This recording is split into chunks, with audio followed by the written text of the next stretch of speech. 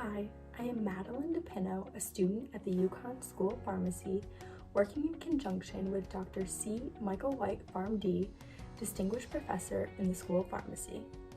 In this video, I will be discussing the partial herd immunity benefits. This is part of a series on the Pfizer and Moderna COVID-19 vaccines, and we hope you find it informative. We are providing this general information based on our assessment of the COVID-19 vaccine literature, and it was current at the time of the recording. This is not a substitute for medical advice provided by your personal healthcare provider. If you have a medical emergency, please call 911 right away. We have not received funding from Pfizer, Moderna, or any other group. We just want to help you make an informed decision. You have likely heard about full herd immunity. Full herd immunity is the indirect protection from an infectious disease when a population is immune either through vaccination or through previous infection. With full herd immunity, an infected person would come into a population and the infection would not spread through the community because so many people are already immune. Measles requires 95% of the population to be vaccinated in order to achieve full herd immunity, while for the less contagious poliovirus, it only requires 80% of the population to be vaccinated. We don't know exactly what percentage of the US population needs to be vaccinated against COVID-19 to achieve full herd immunity, but it is above 2/3 of the population, or 220 million people.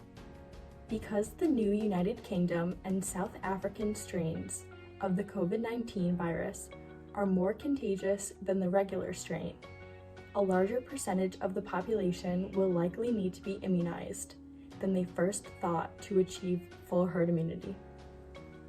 What if we fall short of vaccinating the number of Americans needed for full herd immunity?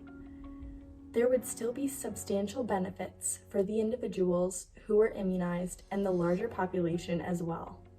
Without social distancing, mask wearing, and limited access to high-risk settings like bars, one person with COVID-19 was infecting 2.5 other people over the first 10 days in the winter and spring of 2020.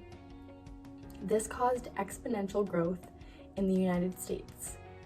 After 60 days, when all those people that they gave COVID-19 to then infected 2.5 additional people, the result was 406 total people being infected over 2 months.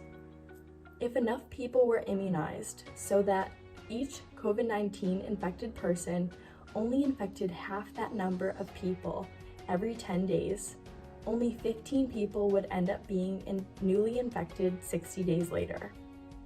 As you can see, this partial herd immunity would have a dramatic impact on our hospitalizations and our deaths from COVID-19, especially when targeted at those at highest risk of severe illness.